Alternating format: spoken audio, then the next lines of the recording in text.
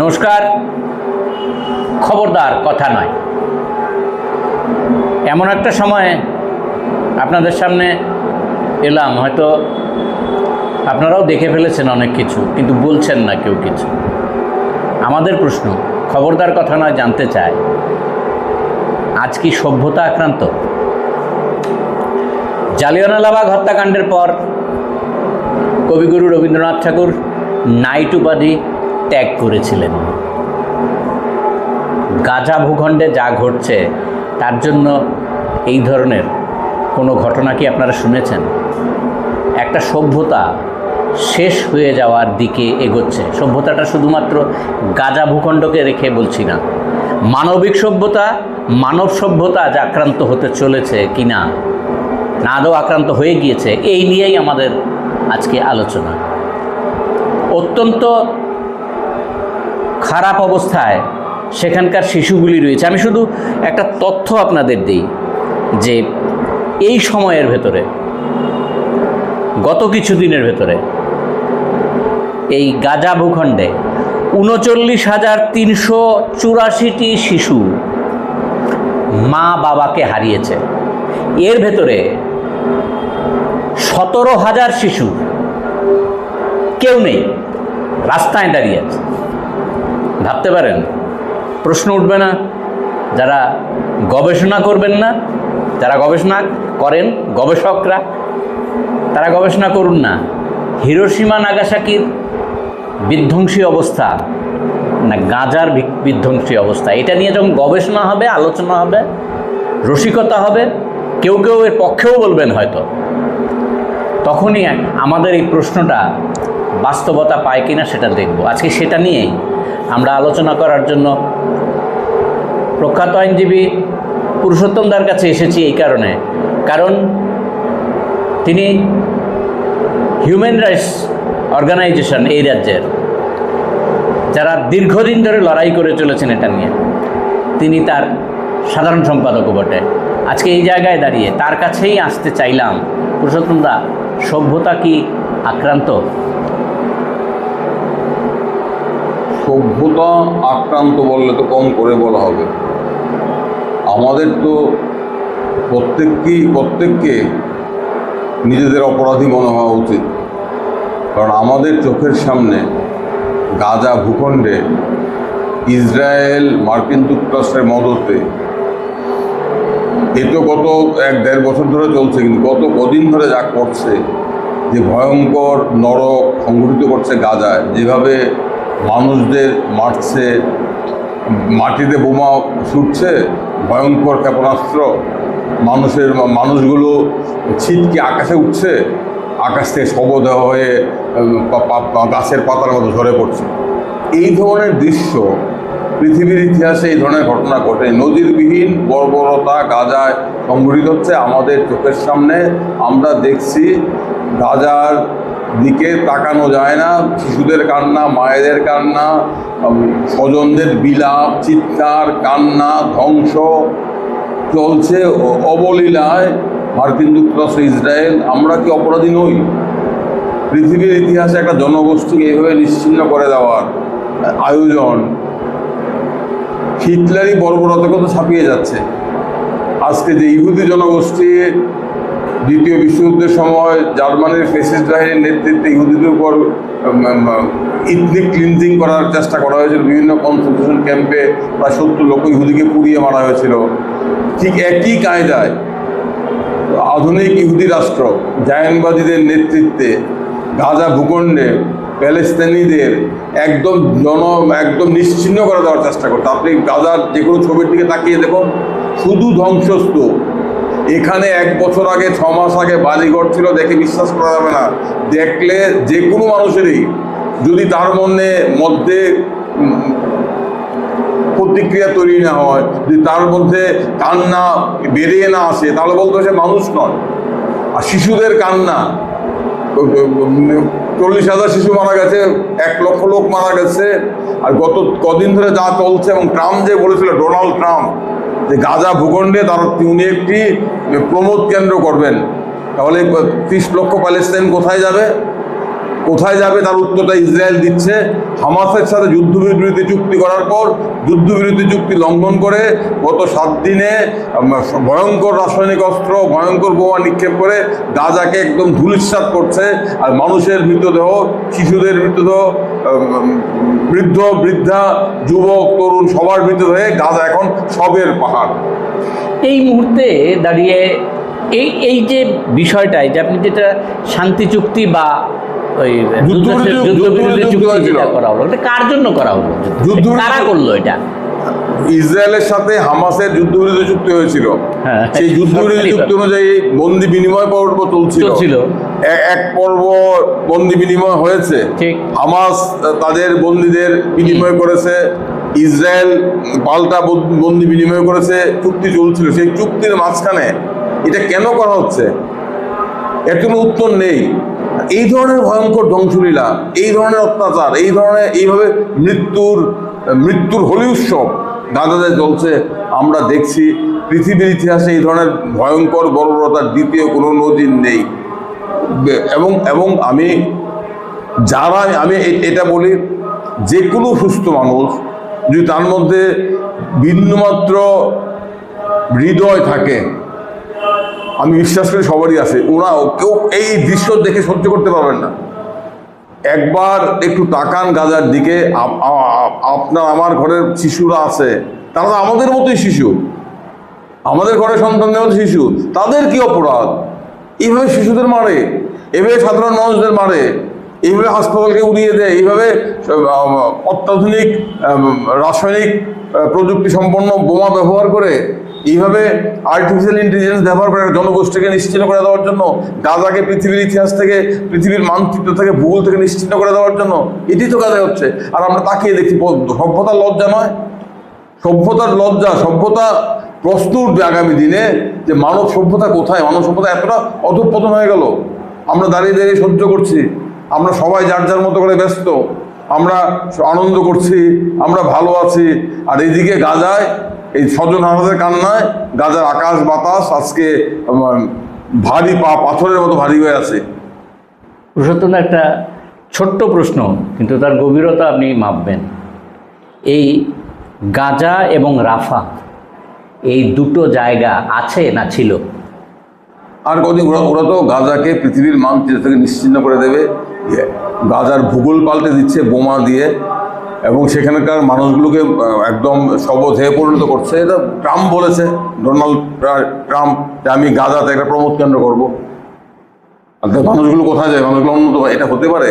যারা অনেকে আছে, আমি হোয়াটসঅ্যাপে কিংবা ফেসবুকের দিকে, যারা ইতিহাস জানে না, কিছু মানুষ আছেন যাদের মগজটার মধ্যে সমস্ত মিথ্যা কুৎসা ভরে আছে, তারা জানেন না যে গাজাতে প্যালেস্তানিদের বাসভূমি।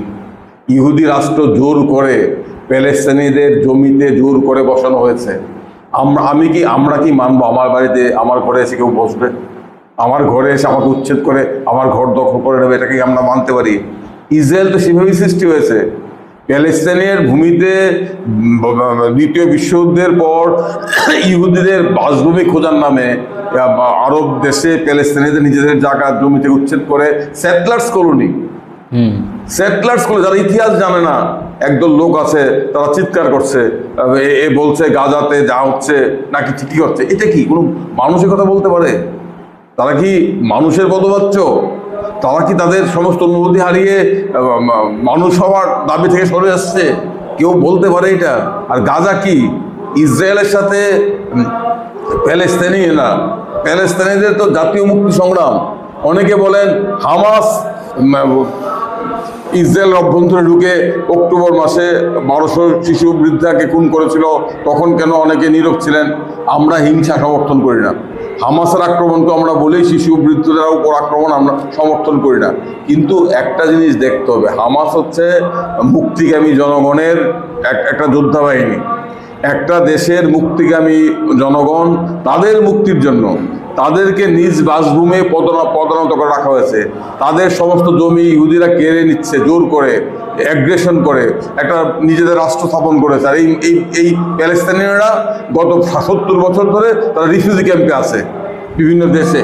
আর গাজা এই যে পৃথিবীর সবচেয়ে বড় বৃহৎ কারাগার, গাজাতে প্যালেস্তাইনিরা কি ভয়ঙ্কর নিপীড়নের মধ্যে থাকে, কি ভয়ঙ্কর নজরদারির মধ্যে থাকে, এটা আমরা যারা জানি না, না জানলে বিশ্বাস করা যায় না, জানলে পরে বোঝা যায় কি ভয়ঙ্কর নজরদারির মধ্যে তারা আছে।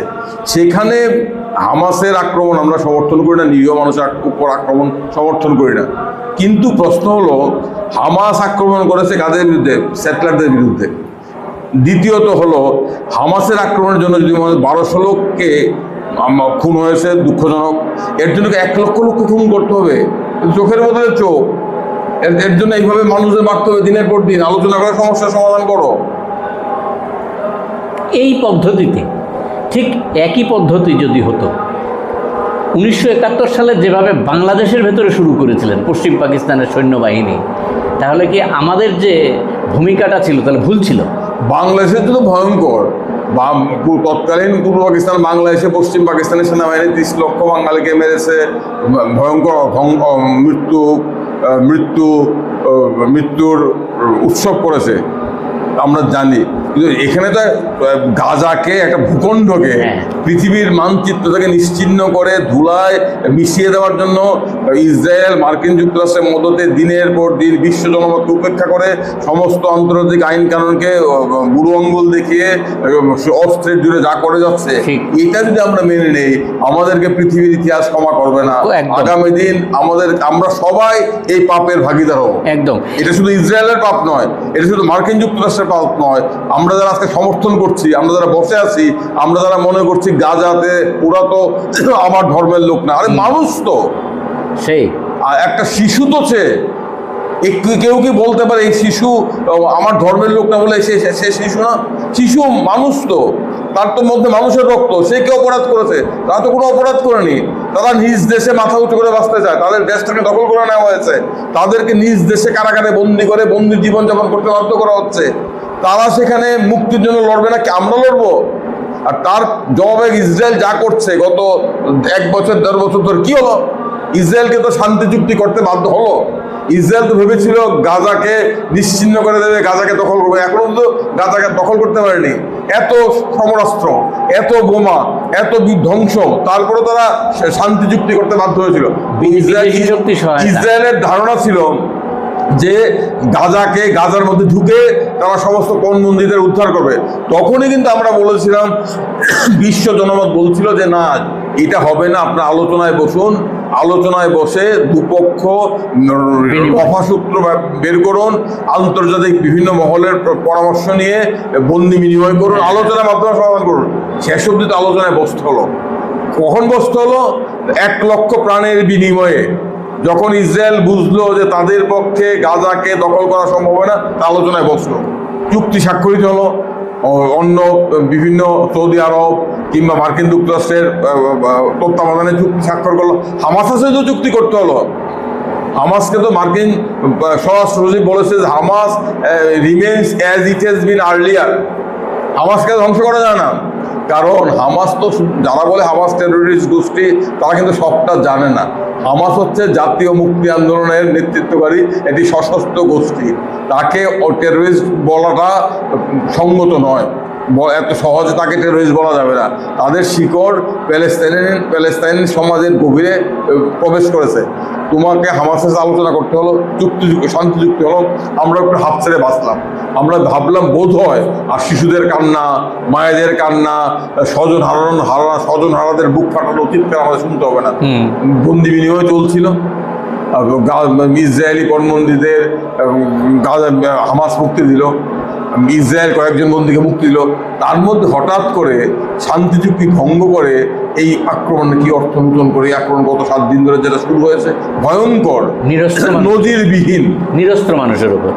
প্রশাসন একটা বিষয় এই জায়গাটা আসছে যে যুদ্ধবাজ সাম্রাজ্যবাদী শক্তি, এরা সন্ত্রাসী এবং মানবতা বিরোধী, এই যে নগ্ন আক্রমণ, এই আক্রমণটাকে আমরা চুপচাপ রয়েছি। আজকে আমাদের দরকার ছিল একজন রবীন্দ্রনাথ, আমাদের বিশ্বের একজন দরকার ছিল বার্ট্রান্ড রাসেল মতো বুদ্ধিজীবীদের, যারা সব ছুঁড়ে ফেলে দিতে পারতো যে না, আমি এই পৃথিবীতে আমি সমস্ত কিছু ছেড়ে দিচ্ছি, তোমরা পশ্চিমী দেশগুলো, ইসরায়েল, মার্কিন যুক্তরাষ্ট্র যা করছো, তোমরা মানব সভ্যতা চরম কলঙ্ক, তোমাদের সাথে আমার কোনো সম্পর্ক নেই। এই ঘোষণা যে দিতে পারবে সেই প্রকৃত মানুষ। আজকের কাগজে দেখলাম ভারতীয় বংশোদ্ভূত একটি মেয়ে, বন্যা আগরওয়াল, উনি মার্কিন যুক্তরাষ্ট্রে থাকেন, আপনার মাইক্রোসফটের কারখানায় কাজ করেন, বিভিন্ন প্রযুক্তি বিষয়ে পরামর্শ দেন।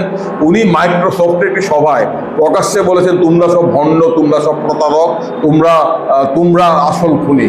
কারণ গাজাতে প্যালেস্তাইনের উপর ইসরায়েল যা সব তোমাদের দেওয়া আধুনিক অস্ত্রে। আমরা গবেষণা করছি বিজ্ঞানের জন্য, বিজ্ঞান প্রযুক্তিকে এগিয়ে নিয়ে যাওয়ার জন্য। তোমরা মাইক্রোসফট আমাদের গবেষণা বিক্রি করছো ইসরায়েলের কাছে। এই বিক্রির লব্ধ গবেষণার ফলাফল দিয়ে ইসরায়েল গাজাকে আজকে জীবন্ত নরকে পরিণত করেছে। এই মেয়েটি বলেছে, সেই তো বিশ্ববিবেক, এবং সে বলেছে আমি আমার চাকরি ছেড়ে দিলাম।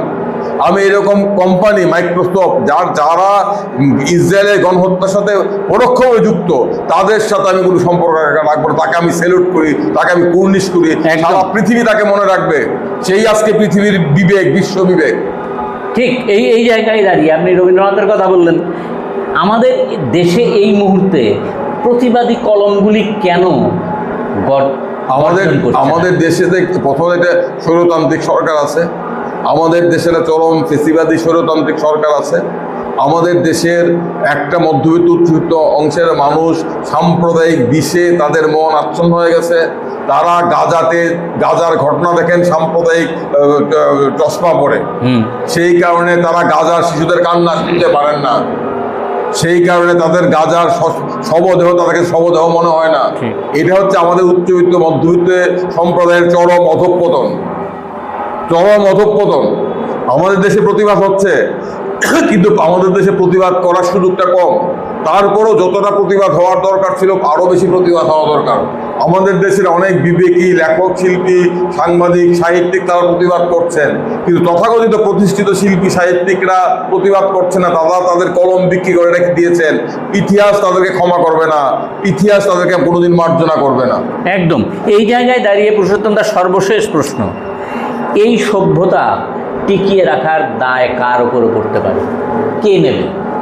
সভ্যতার শত্রু হচ্ছে মৌলবাদ, সভ্যতার শত্রু হচ্ছে জায়নবাদ, সভ্যতার শত্রু হচ্ছে মার্কিন যুক্তরাষ্ট্র, সভ্যতার শত্রু হচ্ছে বর্বর পুঁজিবাদ। যারা গাজাতে এই ভয়ঙ্কর হত্যালীলা সংঘটিত করছে, তাদের সাম্রাজ্য রক্ষার স্বার্থে একটা দেশকে চিরতরে পৃথিবীর ভূগোল থেকে নিশ্চিহ্ন করে দেওয়ার জন্য, একটা জাতিগোষ্ঠীকে, এত বড় অ্যাপারথাইড একটা জাতিগোষ্ঠীকে এত ঘৃণা প্যালেস্তাইনিদের প্রতি। কেন ঘৃণা? কারণ তাদের দেশটা দখল করতে হবে। যতক্ষণ একজনও প্যালেস্তাইনি জীবিত থাকবে, তখন সে আঙ্গুল তুলে বলবে, তোমরা দখলকারী, তোমরা সেটলার, তোমরা অকুপায়ার, তোমরা আমাদের দেশ দখল করেছো, তোমরা এখান থেকে বেরিয়ে যাও। একজনও প্যালেস্তাইনি যাতে বেঁচে না থাকতে পারে, তার জন্য গাজা এই নৃশংস গণহত্যা নিশ্চিহ্ন করার অভিযান চলছে। এই সভ্যতার বুকে গভীর ক্ষত তৈরি হয়েছে, সেই ক্ষত সারানোর দায়িত্ব আমাদেরকে নিতে হবে। যদি আমরা না নিতে পারি, আগামী দিনে আমাদের কেউ ক্ষমা করবে না, এবং মানুষ হিসাবে দাবি করার অধিকারও আমরা হারিয়ে ফেলব। একদম। আমরা অনুষ্ঠান শেষ করার আগে আপনাদের কাছে একটা তথ্য দিয়ে শেষ করছি। সেটা হচ্ছে 2023 সালের 7ই অক্টোবর পর্যন্ত যে হিসেব বেরিয়েছে, ইসরায়েলের তথ্য আপনাদের দিচ্ছি, 50,523 জন, 23 জনেরও বেশি প্লাস বলছে ওরা, বেশি প্যালেস্টাইনিয়ান মৃত্যু ঘটেছে এই গাজা ভূখণ্ড এবং তার আশপাশ অঞ্চলে। তথ্য মোট মৃত্যু সংখ্যা 1 লক্ষ, আহত 1,66,000-এর ওপর। যদি এটাও আমরা ধরে নেই, আপনারা কি একে সভ্যতার নিধন বলবেন না? আমি আর একটা কথা তো বলা দরকার। আমি দেখলাম গাজা নিয়ে আমি একটা পোস্ট করেছিলাম। আমি কালকে রাত্রিতে আমি ঘুমোতে পারিনি। কালকে রাত্রিতে ঘুমোতে যাওয়ার সময় আমি যখন গাজার এই নৃশংস মর্মান্তিক ঘটনার পথের ছবি দেখছিলাম, বাচ্চারা কাঁদছে, বাচ্চাদের মৃতদেহ নিয়ে মা কাঁদছে, মানুষগুলো আকাশে উড়ে যাচ্ছে, সেখান থেকে সব হয়ে মাটিতে পড়ছে। এটা দেখার পর আমি সারা রাত ঘুমোতে আমার 2টোর আগে আমার ঘুমোয়নি। আমি একটা পোস্ট করেছিলাম, আপনারা সবাই পোস্টটা দেখবেন। আমি অবাক হয়ে দেখলাম সেই পোস্টে এমনও কিছু লোক আছেন তারা মন্তব্য করছেন যে আপনি গাজা নিয়ে কেন চিৎকার করছেন। আমি গাজা নিয়ে চিৎকার করবো না। এর অর্থ কি আমি ইউক্রেনের যুদ্ধকে সমর্থন করি না? আমি ইউক্রেনের যুদ্ধকে সমর্থন করি। ইউক্রেনে যখন শিশু মারা যায় তখন আমার বুক কাঁদে, যে কোনো মানুষের বুক কাঁদবে। আমি ইউক্রেনের যুদ্ধকে সমর্থন, কিন্তু দুটোর মধ্যে তুল্য মূল্য বিচার করতে হবে। গাজাতে যেটা হচ্ছে এটা কিন্তু নজিরবিহীন। পৃথিবীর ইতিহাসে এরকম গণহত্যার নজির নেই, এবং দ্বিতীয় বিশ্বযুদ্ধের সময়ও এইভাবে একটা ছোট্ট ভূখণ্ডের উপর এইভাবে দিনের পর দিন গণহত্যা অভিযান চালানো হয়নি। আমি অবাক হয়ে দেখলাম যারা ফেসবুকে পোস্টগুলো করেছেন, দু একজন, অধিকাংশ মানুষই আমার মতো, তারাও আমার মতো কাঁদছেন, কেউ তারা আমার মতো যন্ত্রণা বিদ্ধ হচ্ছেন, কিন্তু এর মধ্যে দু একজন মানুষ আছেন যাদের মন্তব্য আমাকে আঘাত করেছে, আহত করেছে। এবং এটাই বুঝতে পারছি যে আমাদের দেশে সাম্প্রদায়িক প্রচারটা আমাদের দেশের একাংশ মানুষের মনকে বিষিয়ে দিয়েছে। তারা তাদের মনুষ্যত্ব বোধ হারিয়ে ফেলেছেন। তারা সমস্ত কিছু দেখছেন, মানুষের মৃতদেহ দেখেন তারা কম্যুনাল চশমা পড়ে। এটাই বললাম, এর অর্থ গাজা নিয়ে আমরা প্রতিবাদ করি, এর অর্থই নয় যে ইউক্রেনের যুদ্ধ আমরা চাই। আমরাও চাই ইউক্রেনের শান্তি নামুক, ইউক্রেনের জন্য একটা শিশু না মারা যায়, সোভিয়েত ইউনিয়ন রাশিয়াতে জন্য একটা শিশু না মারা যায় আমরা চাই, কোনো মানুষের যুদ্ধে না মারা যায় আমরা চাই। কিন্তু পাশাপাশি দেখতে হবে কারা যুদ্ধ করে, কারা যুদ্ধ বাধায়, কারা যুদ্ধের আগুন নিয়ে খেলে। না, আমরা 1971 সালে বাংলাদেশের যে ঘটনা তার তো প্রতিবাদ করেছি, প্রকাশ্যেই প্রতিবাদ। সব ঘটনা সমান না, সমান হিসেব, সব ঘটনা সমান এইরকম আসবে না মাত্রা। কিন্তু এই জায়গায় গাজাতে যে ঘটনাটা ঘটছে, মানব সভ্যতার ইতিহাসে যারা আপনার পোস্টের সঙ্গে সহমত পোষণ না করে অন্য মন্তব্য, আমি তাদেরকে দোষ দিই না। তারা জানে না, খোঁজ খবর নেয় না। তারা হোয়াটসঅ্যাপ ইউনিভার্সিটির সমস্ত নকল পিএইচডি ডিগ্রি হোল্ডার, যাদের কোনো ধারণা নেই। এটা সবাই সবটা নাও জানতে পারে, কিন্তু সবচেয়ে ভয়ঙ্কর দিক হচ্ছে তাদের মনটা সাম্প্রদায়িক বিষে বিষাক্ত হয়ে গেছে। তাদেরকে শোধন করতে হবে। ঠিক এই জায়গা থেকে শোধন প্রক্রিয়াটা তাদের মধ্য থেকে শুরু করতে হবে। তাদেরকে বাস্তবটাকে দেখতে হবে, মানুষকে মানুষ হিসেবে দেখতে হবে। আমার ধারণা হচ্ছে যে যেহেতু আমরা দ্বিতীয় বিশ্বযুদ্ধ এই প্রজন্মের অনেকেই দেখিনি, কি ভয়ঙ্কর ঘটনা সেদিন ঘটেছিল সেটা দেখিনি, যারা এই সমস্ত মন্তব্য করছেন তারা হয়তো ভাবছেন যাক এখন তো এটা দেখার সুযোগ পেয়ে গেলাম, একটা শিক্ষা পেলাম। ঘটনাটা তা না। মানব সভ্যতা কিন্তু কোনো অবস্থাতেই ক্ষমা করবে না এই পরবর্তী প্রজন্ম যারা এই গাজা ভূখণ্ডে যে ধরনের ঘটনা ঘটছে তার সমর্থনে বা তার প্রতি চোখ বন্ধ করে যারা রাখছেন, তারা মনে রাখবেন ইতিহাস ক্ষমা করবে না, বারবার একই জায়গায় ধাক্কা খাবেন। আমরা বলি খবরদার কথা নয়, এই গাজা ভূখণ্ডে যে ঘটনা ঘটছে তার তীব্র তীব্র নিন্দা করছি। আমরা বারবার একই কথা বলে যাব, সেটা যে যেভাবেই নেন না কেন, কারণ এখানে মানব সভ্যতা আক্রান্ত হয়ে গিয়েছে, প্রায় শেষ হবার পথে। আজকে এইটুকুই থাক। সবাই ভালো থাকবেন, সুস্থ থাকবেন। সকলকে নমস্কার।